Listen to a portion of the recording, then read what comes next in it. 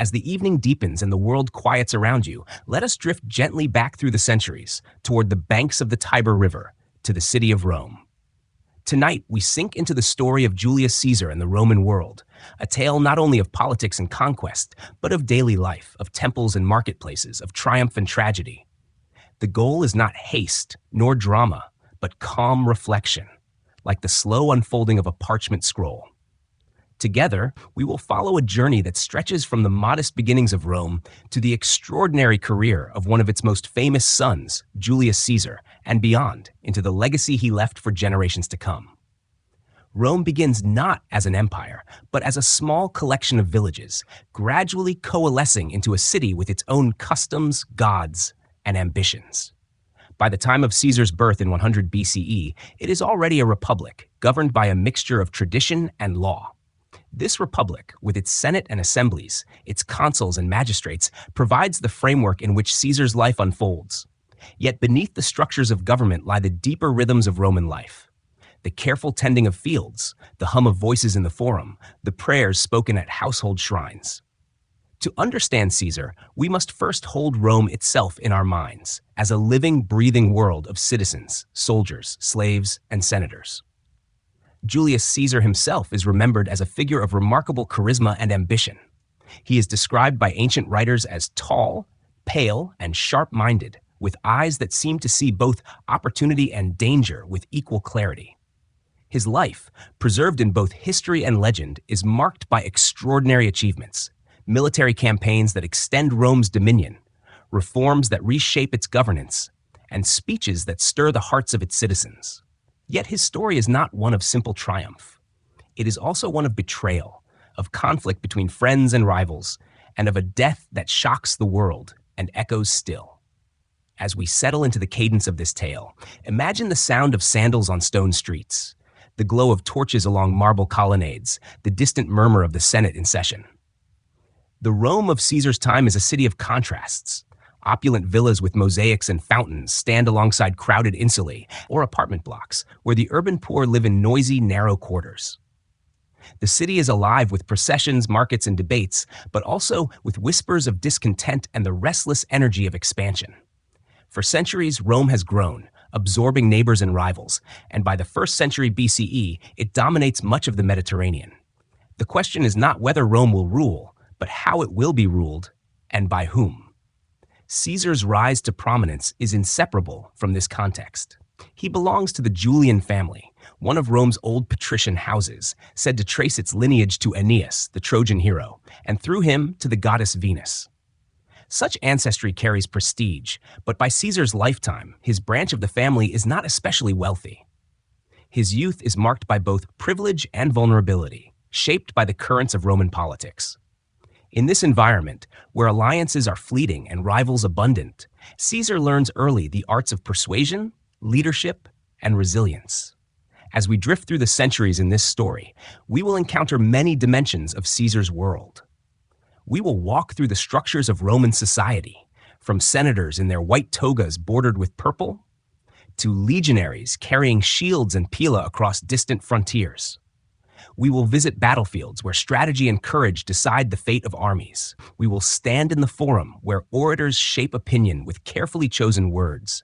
And we will follow Caesar himself from his early struggles through his military campaigns in Gaul to the dramatic crossing of the Rubicon, and finally to the Ides of March.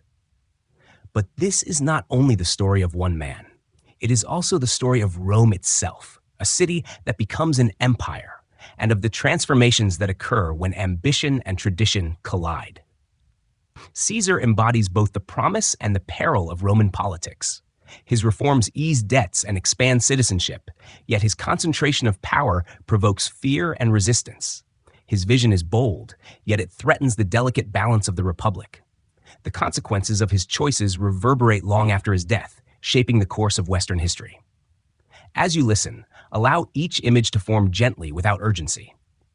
Picture the Senate House, filled with marble statues and the echoes of debate. Imagine the legions marching in steady rhythm, their standards gleaming in the sun. See the faces of citizens in the crowded forum, attentive as Caesar speaks. And in quieter moments, picture the private world of Rome, families sharing bread at dawn, farmers guiding oxen through fields, children tracing letters in wax tablets. These small details are the threads that weave the larger fabric of history. The story of Julius Caesar and ancient Rome is vast, stretching across decades and continents. Yet in this telling, we move calmly, letting each scene unfold at its own pace. There is no need to hurry. Each chapter will bring us deeper into this world, until by the end we see not only the man and the city, but the enduring legacy they create together. So let us begin.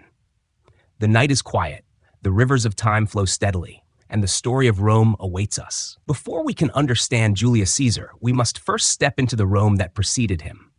The Rome of his birth in 100 BCE is already a city of vast ambition and deep divisions. It is a republic, a system of government that balances popular assemblies, elected magistrates, and a senate filled with men from the wealthiest families. Yet beneath this structure lies a society marked by conflict between rich and poor, by wars abroad that enrich some while burdening others, and by traditions that both sustain and strain the republic's capacity to endure. The story of Rome before Caesar is one of transformation. Once a small settlement of huts on the banks of the Tiber River, Rome has expanded over centuries into a dominant power in Italy and beyond. By the late 2nd century BCE, it controls territories from Spain to Greece, from North Africa to Asia Minor.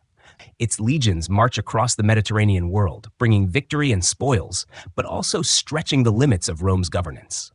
Victory enriches the elite, who accumulate land and slaves, while ordinary citizens often find themselves displaced, struggling to maintain small farms in the face of powerful estates. At the heart of the Republic lies the Senate, an institution composed of Rome's most prominent men.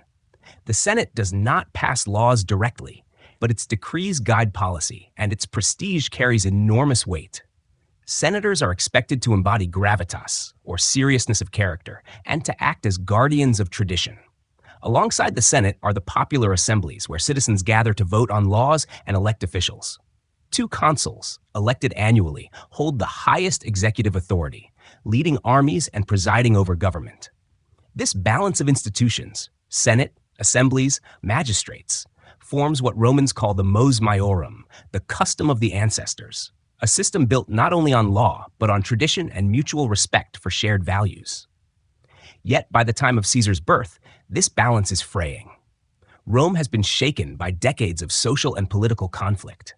One of the earliest signs of strain comes with the reforms of the Gracchi brothers, Tiberius and Gaius, in the mid-2nd century BCE. These young tribunes sought to redistribute land to the poor, challenging the dominance of the wealthy aristocracy. Their efforts ended in violence. Both brothers were killed, and the Senate grew wary of reformers who stirred the people. But their deaths also revealed a dangerous pattern: the use of violence to resolve political disputes, a pattern that would only grow more common in the years ahead. Another challenge comes from within Rome's armies. Traditionally, citizens served in the legions for a limited time, providing their own equipment and then returning to their farms.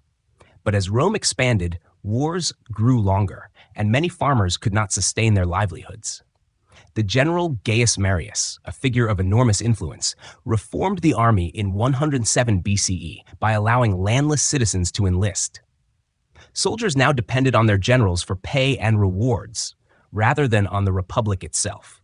This change creates legions that are loyal not to the state but to their commanders, a shift that will have profound consequences when ambitious men like Sulla, Pompey, and Caesar rise to prominence. The first decades of the 1st century BCE are marked by turmoil. Social wars erupt between Rome and its Italian allies, who demand citizenship and equal rights. Although Rome eventually grants citizenship to many, the conflict leaves scars and sets precedents for further unrest. Civil wars also break out, most notably between Marius and Sulla, 2 powerful generals who embody the growing divide between popular reform and senatorial conservatism. Sulla marches his army on Rome itself, seizing power and ruling as dictator in the 80s BCE. His reign is remembered for prescriptions, lists of enemies marked for execution or exile, and for reforms intended to strengthen the Senate. Though Sulla eventually retires, the precedent he sets, that an ambitious general can take control of Rome by force, remains in the minds of all who follow. Life in Rome during this period reflects these tensions.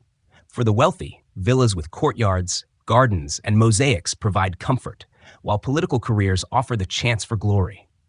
For ordinary citizens, life in the crowded insulae is far more modest, with cramped living quarters, limited water, and frequent risk of fire. The city's streets are lively with markets, temples, and forums where citizens debate and merchants sell their wares. Festivals and games sponsored by magistrates offer moments of joy and community, but also serve as tools of politics, as ambitious men seek to win popularity by entertaining the masses. Religion is interwoven with every aspect of life. Romans worship a multitude of gods, each linked to aspects of nature, family, or the state. Sacrifices and rituals mark both public ceremonies and private life, and the Senate frequently consults priests and augurs to interpret the will of the gods. This religious framework reinforces the belief that Rome's success depends not only on military strength or political order, but also on maintaining harmony with the divine. As we drift through this pre-Caesarian Rome, we see a society at once strong and fragile. Its armies dominate the Mediterranean, its laws and traditions shape a remarkable republic, and its citizens take pride in their shared identity. Yet beneath the surface lie fractures: inequality between rich and poor, violence in politics, and armies more loyal to generals than to the Senate. Into this world Caesar is born, a patrician by heritage, yet not among the wealthiest, a youth growing up in a time when ambition, alliances, and charisma can elevate a man to greatness, but also when envy and rivalry can destroy him. It is in this Rome, restless and uncertain, that the story of Julius Caesar begins. The Republic has triumphed over rivals abroad, but struggles with itself at home. The customs of the ancestors remain, but their strength is fading, and new possibilities are emerging. As the young Caesar comes of age, he will step into a stage already filled with tension, opportunity, and risk. Let us pause with this image: the streets of Rome alive with voices, the Senate debating in marble halls, soldiers training in distant fields, and citizens moving through markets filled with the smell of bread and olive oil. This is the Rome before Caesar, a world both ancient and familiar, where tradition and ambition are already on a collision course. And into this world, Caesar will soon walk, ready to leave a mark that endures across millennia. Julius Caesar is born on the 12th day of July in the year 100 BCE into the Julian family, one of Rome's most ancient patrician lineages. Though noble in name, his branch of the family has lost much of its wealth, a circumstance that places Caesar in a curious position, privileged by ancestry, but lacking the full power that comes with fortune.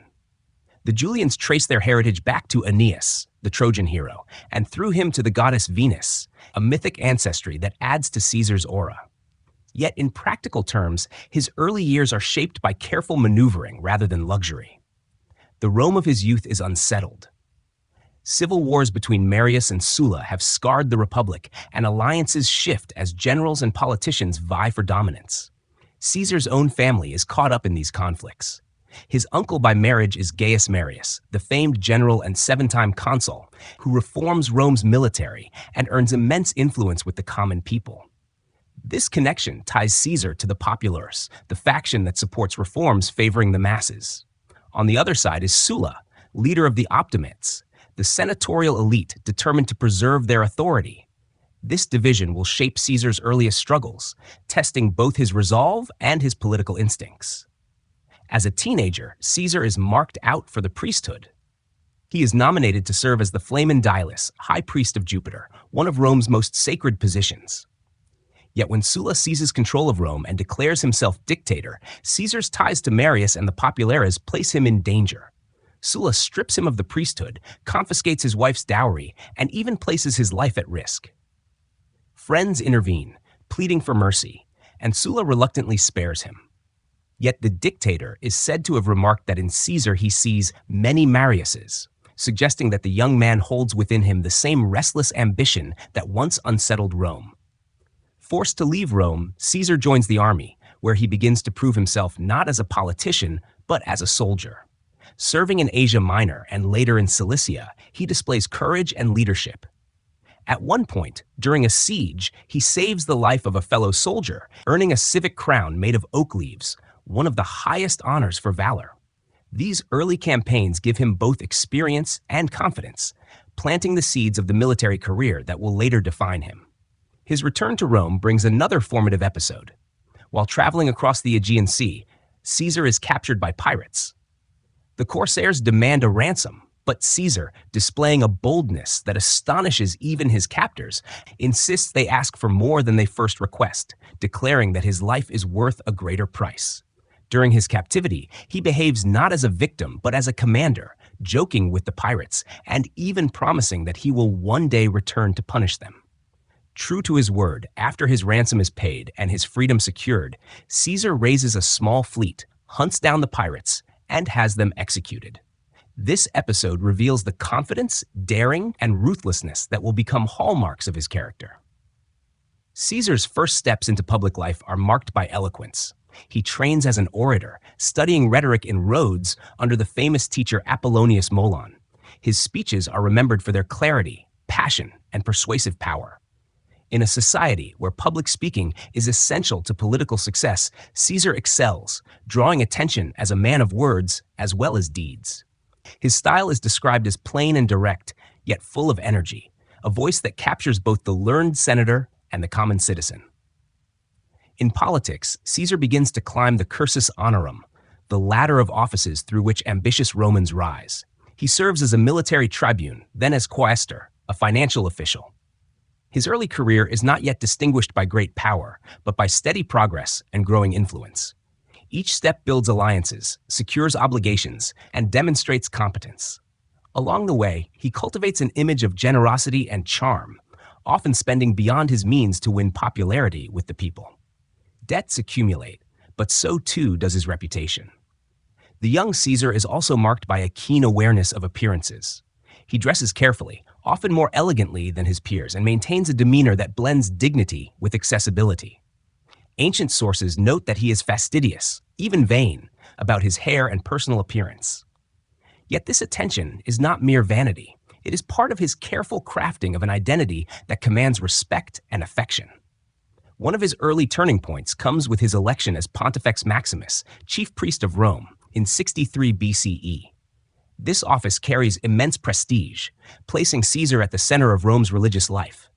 His victory surprises many, for he wins against older and more established rivals. To secure this post, he takes on enormous debts, but the gamble pays off. As Pontifex Maximus, Caesar resides in a grand official house and oversees religious ceremonies, enhancing both his visibility and his authority. His political skill becomes clearer as he navigates Rome's turbulent politics. In 62 BCE, while serving as praetor, a judicial official, his household becomes entangled in scandal during the festival of Bona Dea, a sacred rite for women. A nobleman named Clodius is accused of infiltrating the ceremony in disguise. Though Caesar's wife is innocent, he divorces her, declaring that Caesar's wife must be above suspicion.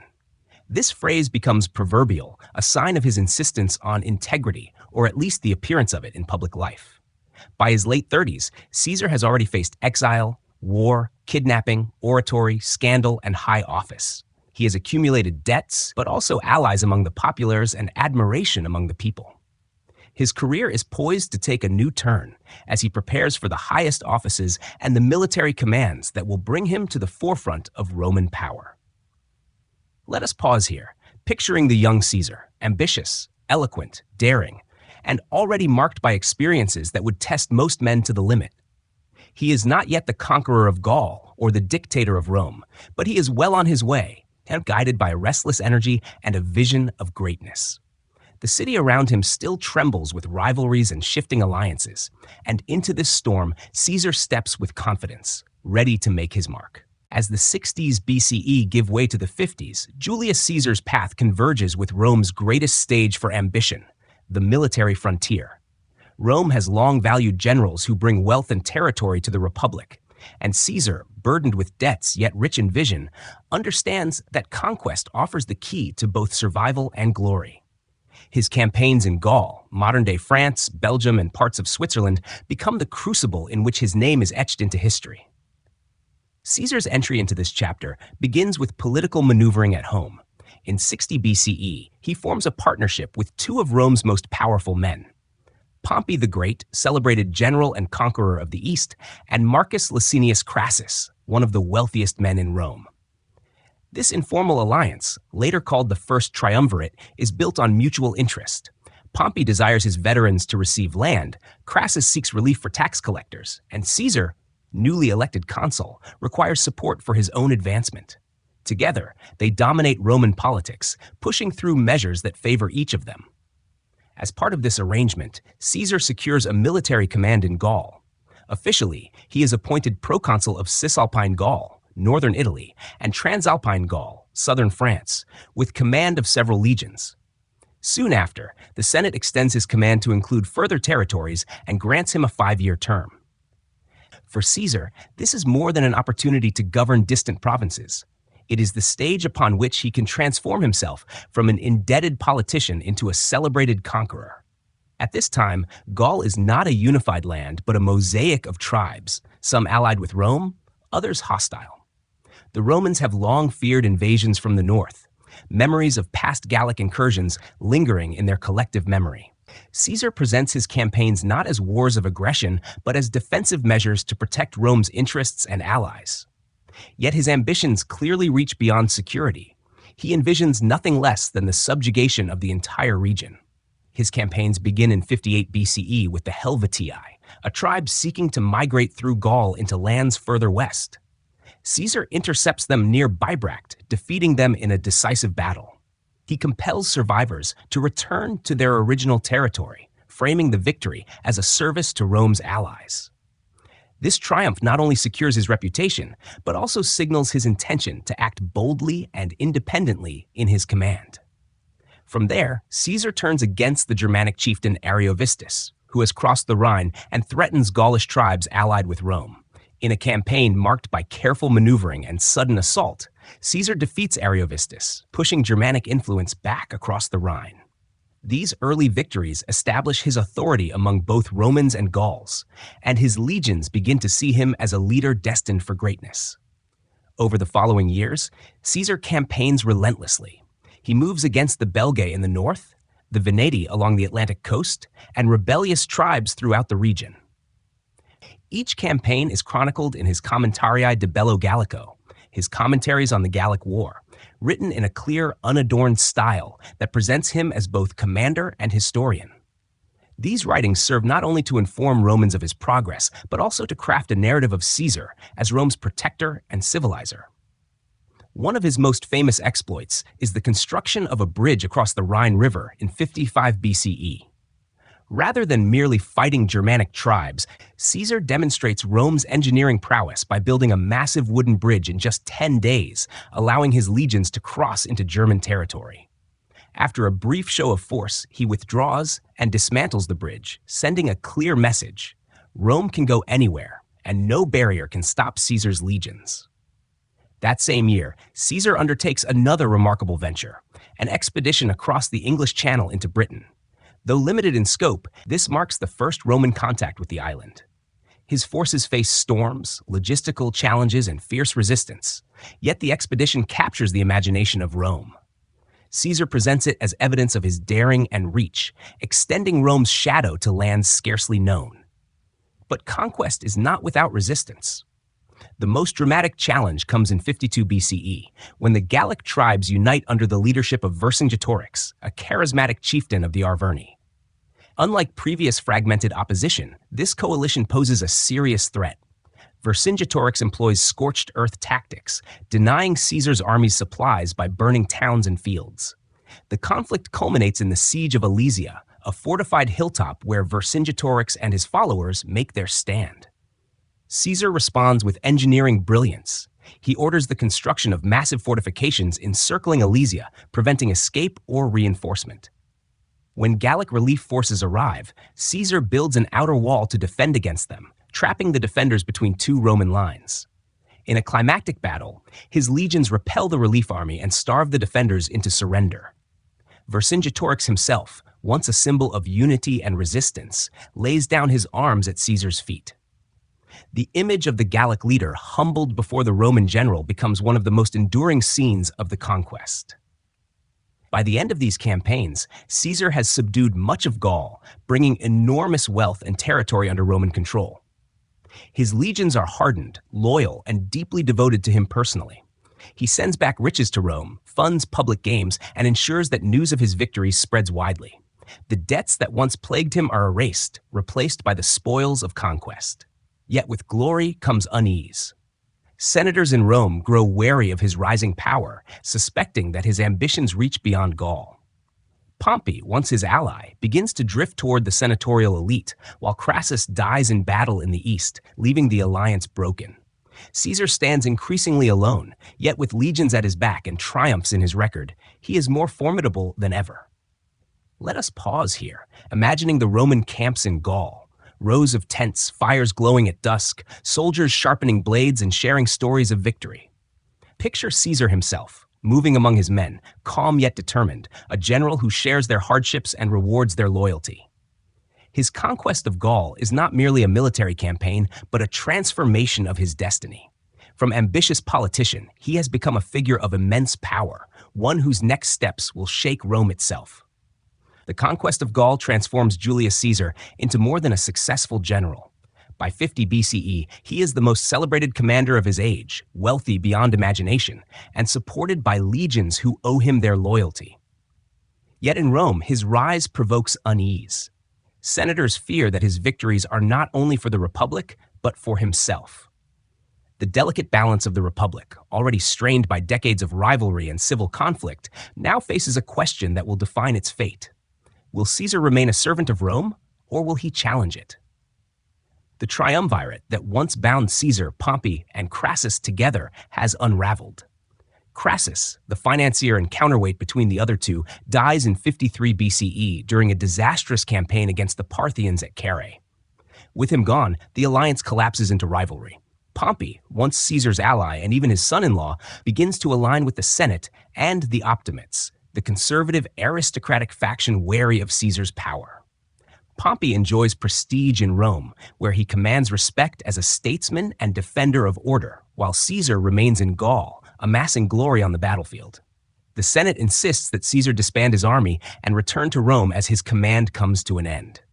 By law, a general must lay down his command before entering Italy, for no man may bring an army across the sacred boundary into the heart of the Republic. Caesar fears, however, that without his legions, he will be vulnerable to prosecution by his enemies.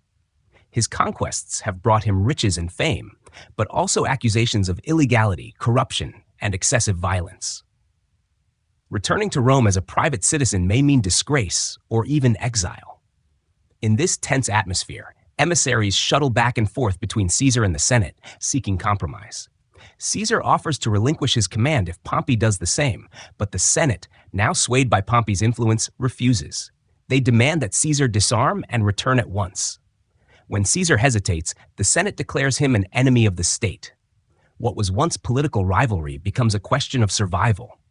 It is in this moment that Caesar makes his fateful choice.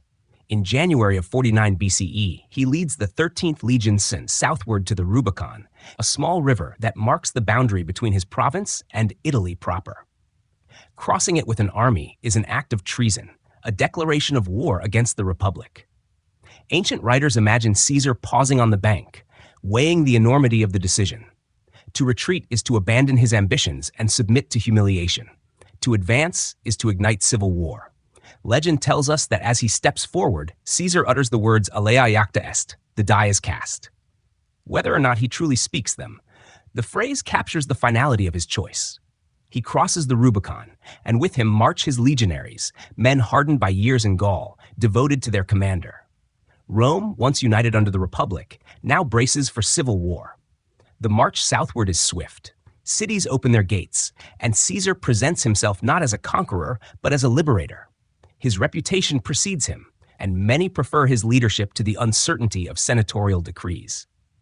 Pompey, caught off guard, retreats with many senators to the east, seeking to raise forces in Greece. The Senate abandons Rome, leaving Caesar to enter the city unopposed. Once inside Rome, Caesar acts with characteristic decisiveness. He seizes the treasury to fund his campaigns, secures the loyalty of officials, and presents himself as the defender of the people against a corrupt elite. Yet he also shows restraint, avoiding mass proscriptions or bloodshed, which once stained the dictatorship of Sulla. Instead, he emphasizes clemency, a theme that will become central to his image, though not without irony, for war itself cannot be merciful. The civil war unfolds across the Mediterranean. Caesar first turns west, defeating Pompeian forces in Spain. He then crosses to Greece, where Pompey has assembled a formidable army supported by senators and allies. At Pharsalus in 48 BCE, the two rivals face one another in a battle that decides the fate of the Republic. Though outnumbered, Caesar's seasoned legions break Pompey's forces. Pompey flees to Egypt, where he is murdered by agents of the young king, Ptolemy XIII. When Caesar arrives in Alexandria, he is presented with Pompey's severed head. Far from rejoicing, he is said to weep, for Pompey was once his ally and son-in-law. Yet his tears do not alter the fact. Caesar is now the unrivaled master of Rome. The crossing of the Rubicon becomes more than a historical event. It is a symbol. For the Romans, it represents the moment when tradition gives way to ambition, when the Republic falters before the will of one man. For later generations, it becomes a phrase for irreversible choice, a step beyond which there is no return. Caesar's decision reshapes not only his own destiny, but the entire trajectory of Rome. As we pause in this chapter, imagine the scene at the Rubicon. The river running quietly under a winter sky, the torches of the legion reflecting on the water, Caesar himself standing at the edge, silent before the weight of history. Behind him lie debts, rivalries, and fear. Ahead of him lies war, triumph, and eventual death. Yet in that moment of hesitation, followed by resolve, the future of Rome shifts. The die is cast, and the story moves forward. Caesar, no longer just a general of Gaul, steps into the role of contender for absolute power. The Republic trembles, and history itself takes a new course. After the long years of conquest in Gaul and the harrowing uncertainties of civil war, Julius Caesar emerges as the unrivaled figure in Roman politics. The Senate may still convene, magistrates still wear their insignia, and assemblies still meet in the forum, but the balance of power has shifted. Where once authority was shared, now it is concentrated. Rome, battered by conflict, looks to Caesar not merely as a general, but as a savior, a man who can restore order to a weary republic. When Caesar returns to the city after his victories, he does so in triumph, both literally and symbolically. Roman triumphs are elaborate celebrations reserved for generals who achieve extraordinary victories. Dressed in a purple toga, laurel wreath upon his brow, Caesar rides in a chariot through streets lined with cheering crowds.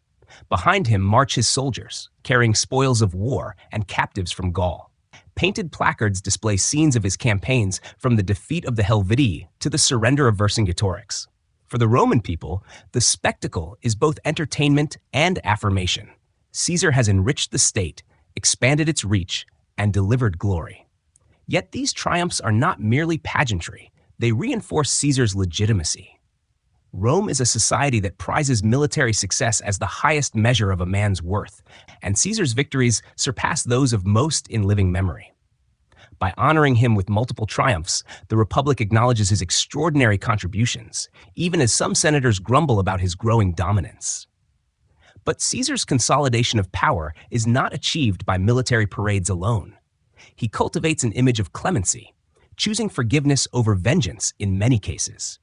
Former enemies who lay down arms are often pardoned, welcomed back into public life rather than condemned. Cicero, the great orator and once a critic, is among those spared, though he remains wary.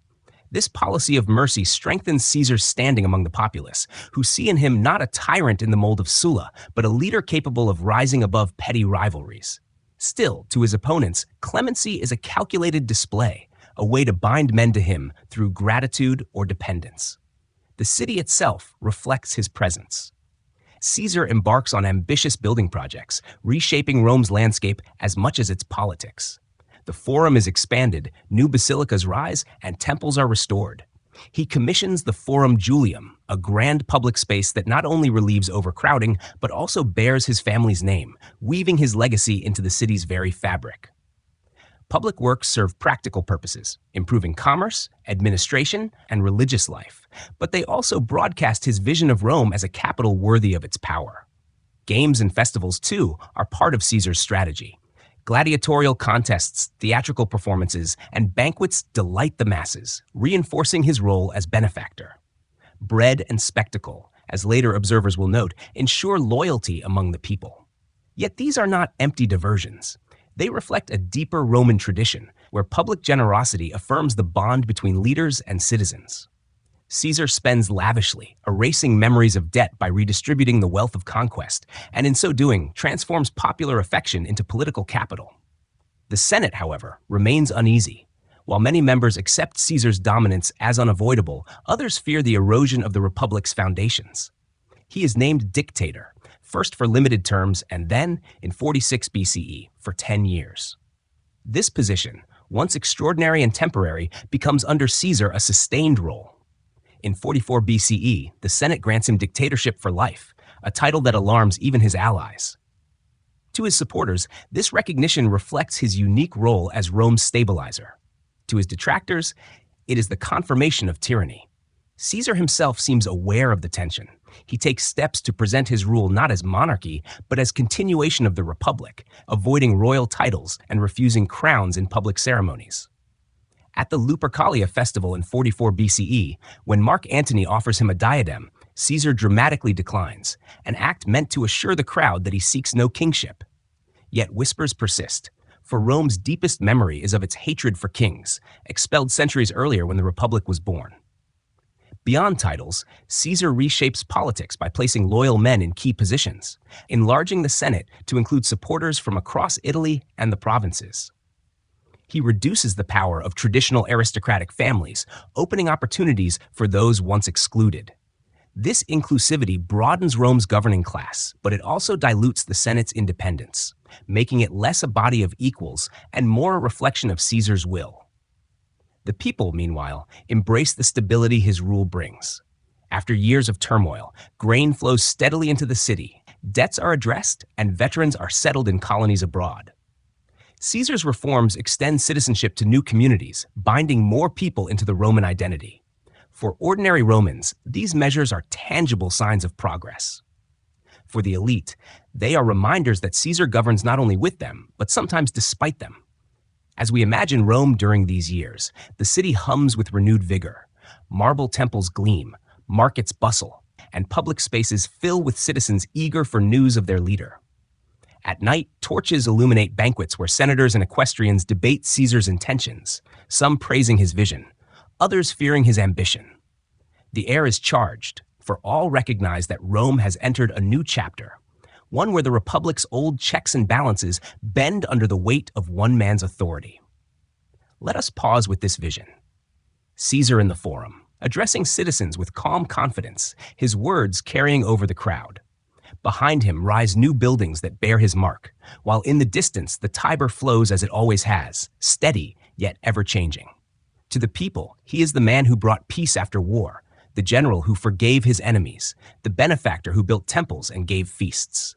To others, he is a shadow of monarchy returned. In this moment of triumph, Caesar stands at the height of his power. Yet triumph is fragile. Even as he reshapes Rome, forces gather in secret, whispering of the Republic's death and the need to act before it is too late. For now, however, the city belongs to Caesar, and the legacy of his triumph glows brightly, casting both light and shadow. At the height of his power, Julius Caesar is not only a conqueror and political master, but also a reformer. His triumphs have given him authority over Rome, but his ambition reaches beyond immediate power. He envisions a Rome reshaped, not merely by military conquest, but by new structures of law, society, and administration. For Caesar, reform is both a tool of consolidation and a statement of his vision for the Republic, or perhaps what will follow it. One of his earliest priorities is debt relief, an issue pressing heavily on Roman society. Years of war and economic disruption have left many citizens burdened, while the wealthy benefit from usury. Caesar introduces measures that ease the burden without completely canceling debts. Property values are reassessed and limits placed on interest. Creditors are compelled to accept land as payment in some cases.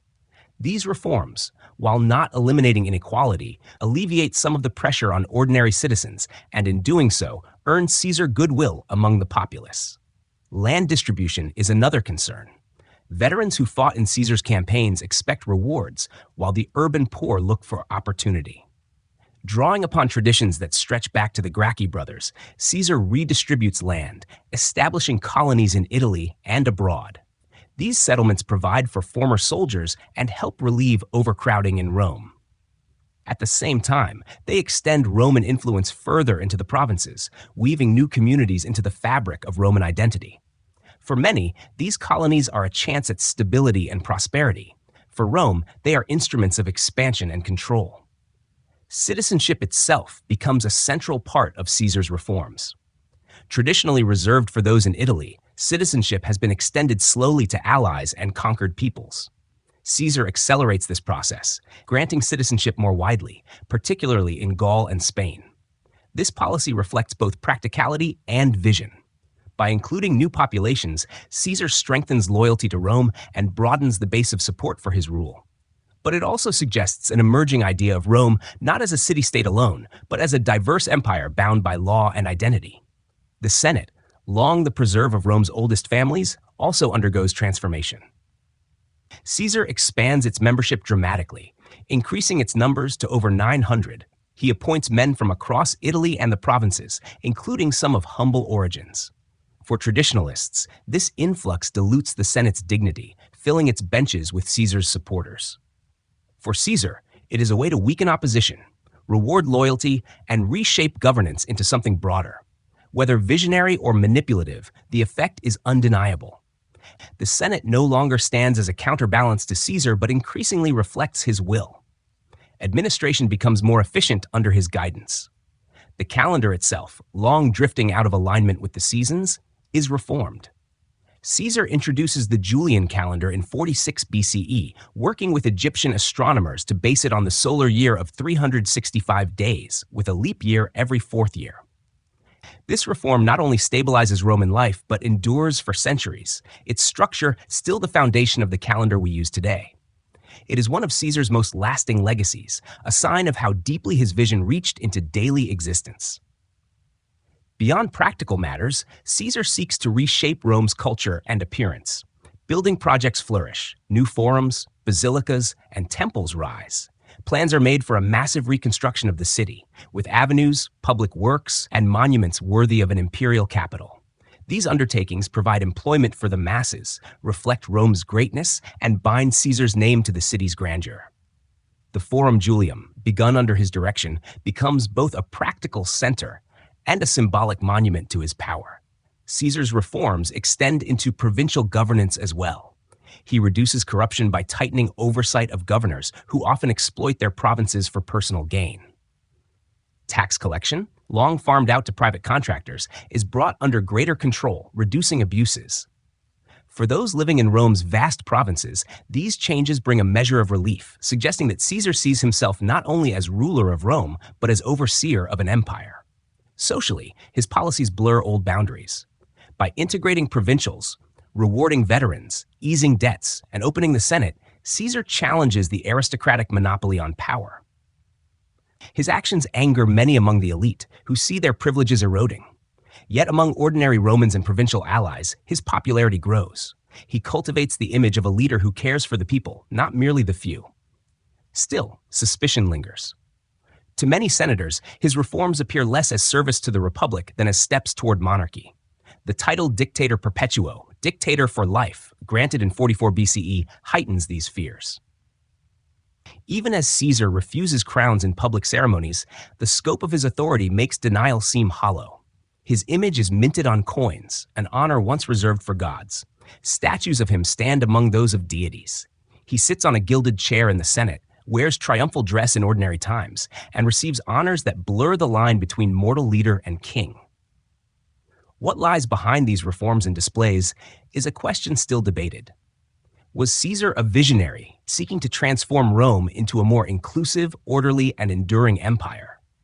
Or was he simply consolidating power, wrapping ambition in the cloak of generosity? Perhaps both are true, for Caesar embodies the paradox of reformer and autocrat. His policies reshape Rome in ways that benefit many, yet they also place him at the center of all authority.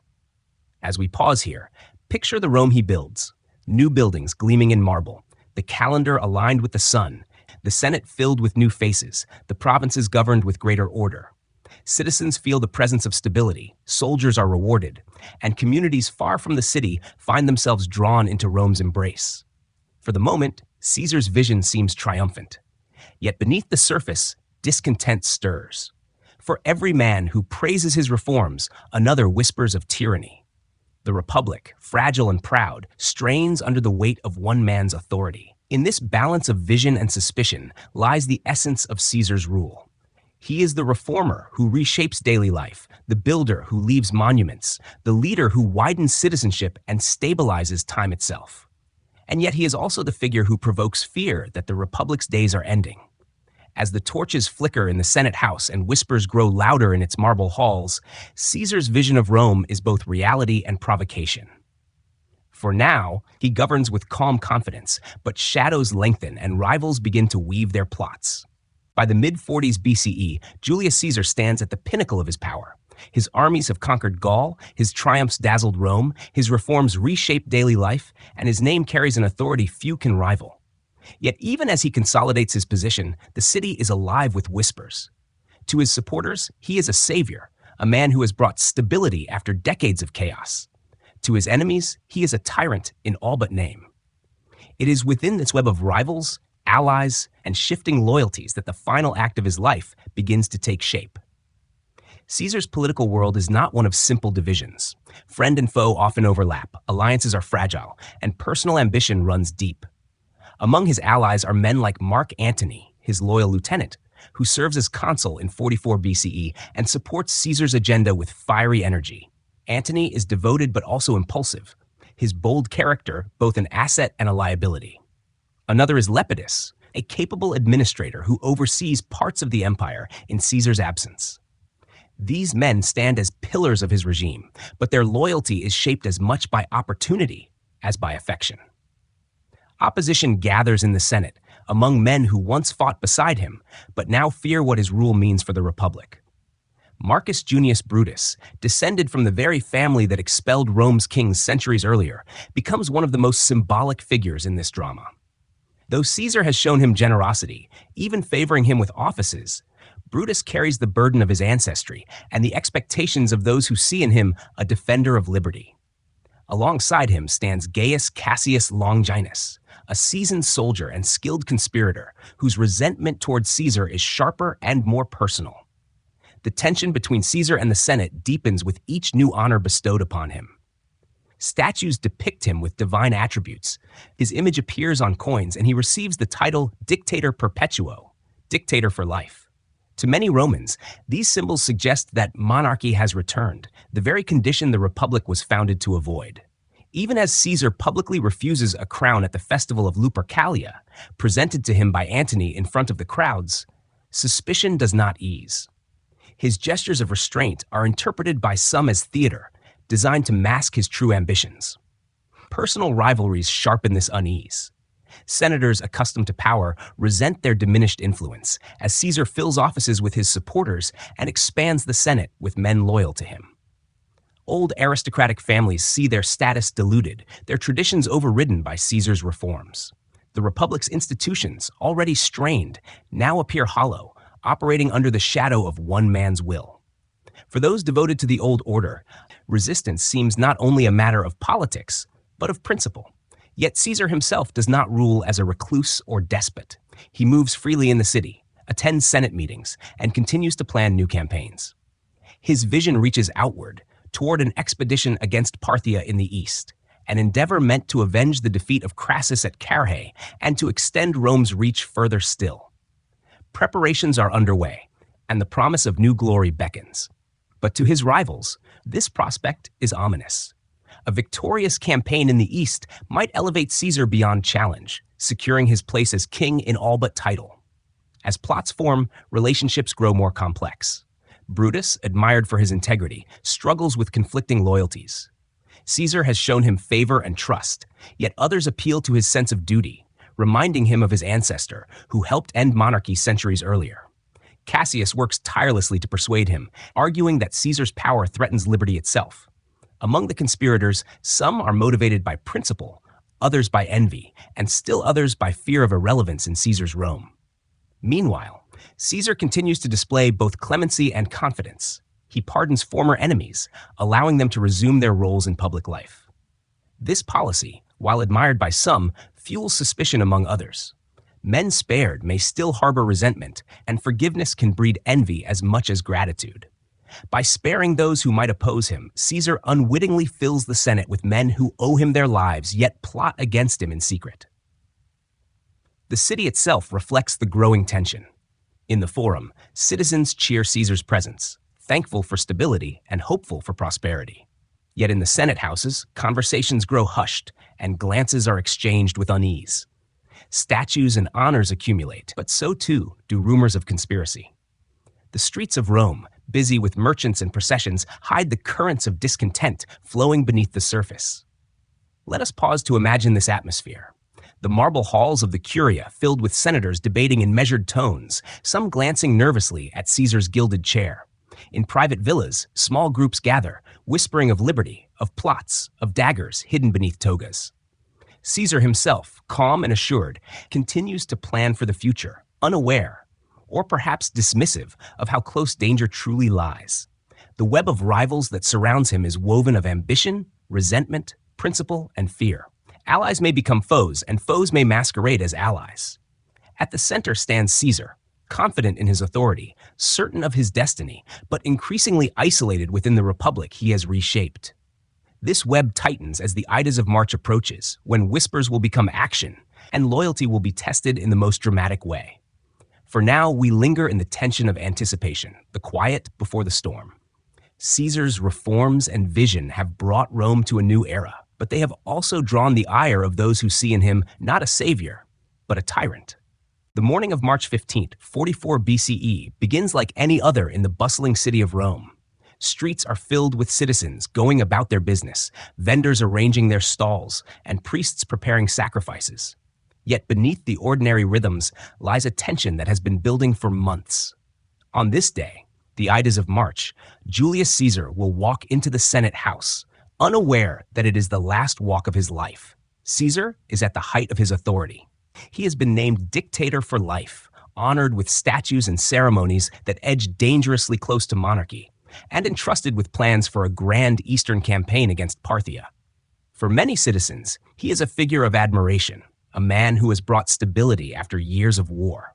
But for a group of senators, his dominance is intolerable. They see in him the death of the republic, the extinction of liberty, and the rise of a king in all but name. The conspiracy against Caesar is carefully woven. Leading it are Marcus Junius Brutus and Gaius Cassius Longinus, joined by more than 60 senators. Each has his reasons, some noble, some personal. Brutus, admired for his integrity, is torn between gratitude to Caesar, who has favored him, and duty to the republic, whose traditions demand resistance to tyranny. Cassius, bitter and envious, seethes at Caesar's dominance. Others fear irrelevance under Caesar's rule, their ambitions overshadowed by his authority. Together they call themselves liberators, the liberators of Rome. Signs of danger swirl in the days leading up to the Ides. Friends warn Caesar of plots, and his wife Calpurnia dreams of his statue bleeding while citizens wash their hands in the flow. She begs him not to attend the Senate. On the morning itself, omens seem ill. Sacrificial animals are found without hearts, and seers advise caution. Yet Caesar, dismissive or resigned, sets these warnings aside. He is said to remark that cowards die many times before their deaths. The valiant never taste of death but once. Whether these words are genuine or later invention, they capture the air of fatalism surrounding him. At first, he considers staying home, persuaded by Calpurnia's pleas. But one of the conspirators, Decimus Brutus, convinces him otherwise, arguing that absenting himself would appear weak and stir rumors. Reluctantly, Caesar agrees to go. Escorted by lictors and surrounded by attendants, he makes his way through the streets toward the theater of Pompey, where the Senate is meeting that day. The setting is poignant.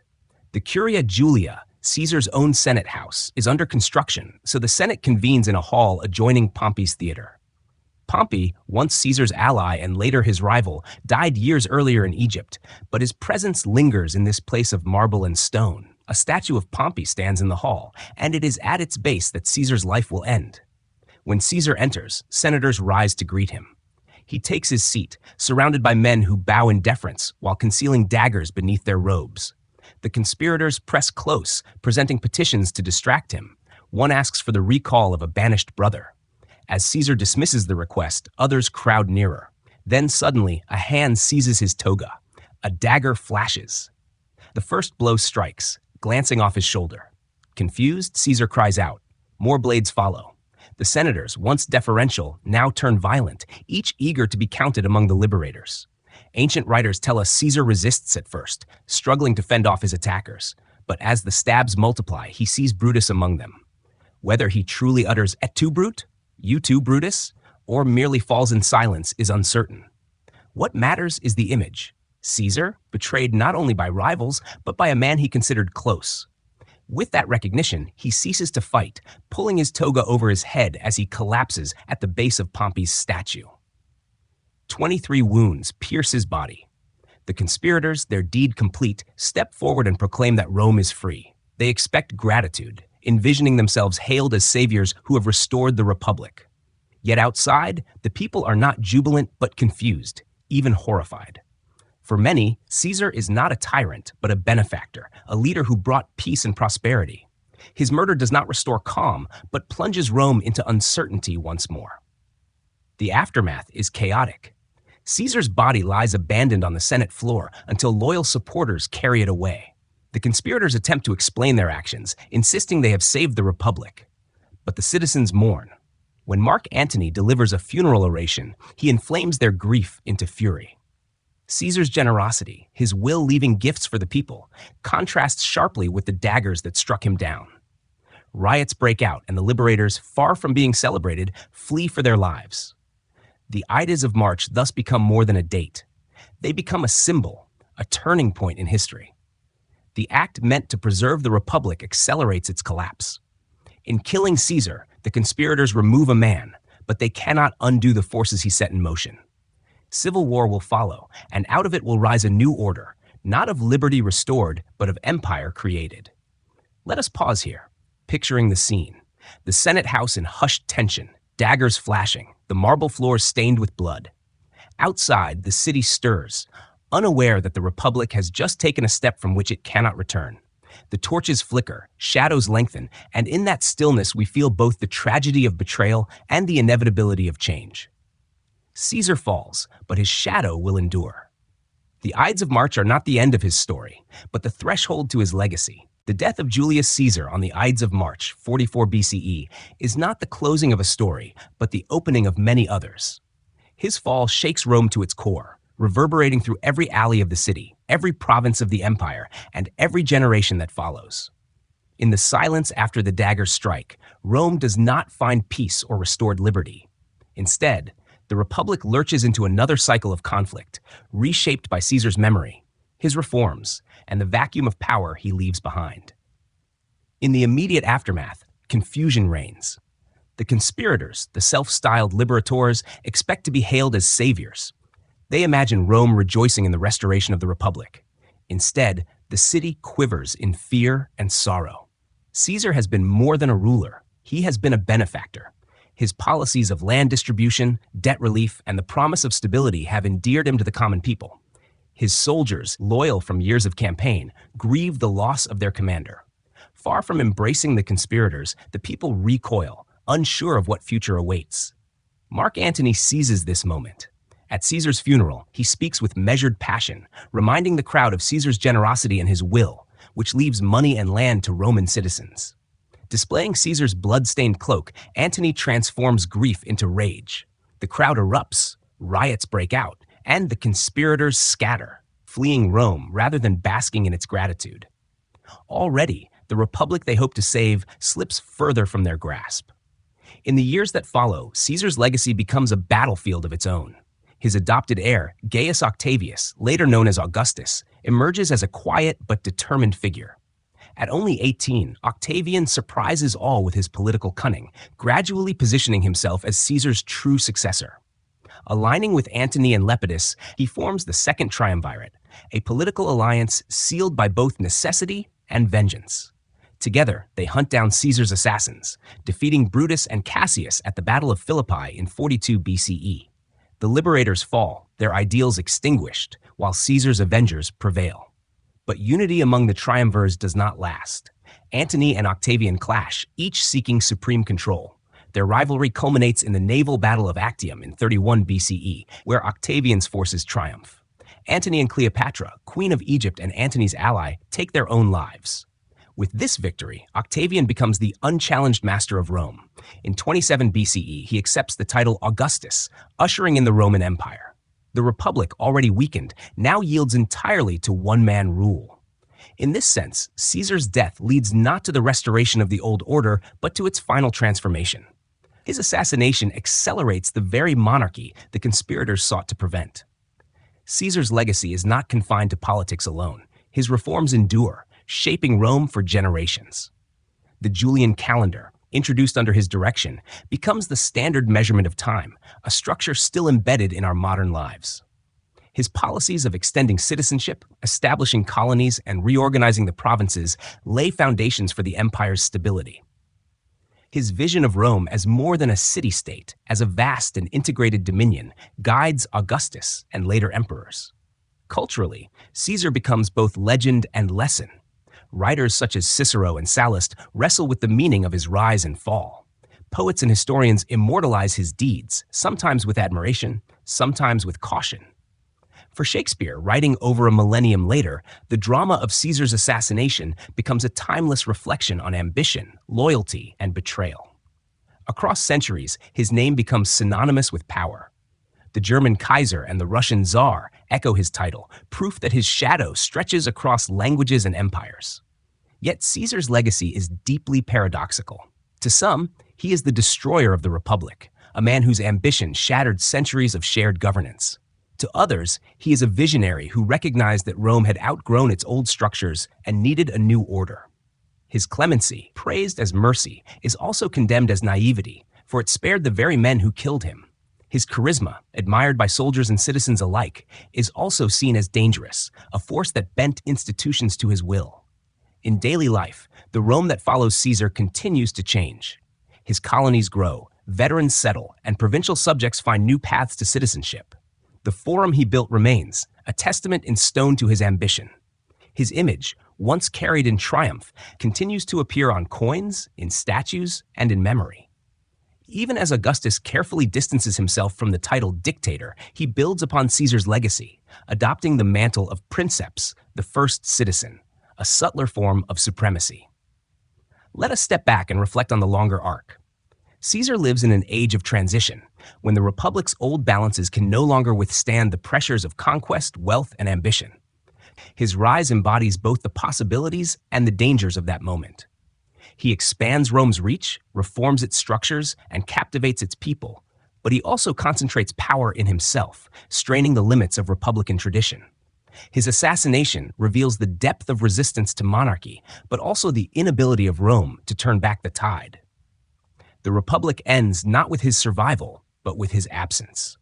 Imagine then the city in the years after his death. The Curia where he fell is rebuilt, his statue raised in the Forum, his memory invoked by those who seek to claim his legacy. Citizens recall the spectacles, the reforms, the games, and the victories. Senators recall the fear, the debates, the sense that their voices no longer carried weight. Soldiers recall the campaigns, the loyalty, the moment when their general walked with them across the Rubicon. Each memory is part of the whole, weaving Caesar into the fabric of Rome forever. As we drift to the close of this long reflection, we see Julius Caesar not only as a man of ambition and power, but as a mirror of Rome itself. His life reveals the city's greatness and its fragility, its achievements and its contradictions. He is both the last great figure of the Republic and the first herald of empire. His story does not end on the Senate floor, but continues in the empire that follows, in the words of poets, in the measures of time, and in the enduring fascination he inspires. So let us rest here, at the twilight of the Republic and the dawn of empire. The Tiber still flows, the hills of Rome still rise, and the memory of Caesar lingers, carried forward in story and history. His legacy is not only of conquest or politics, but of the eternal human search for power, meaning, and remembrance.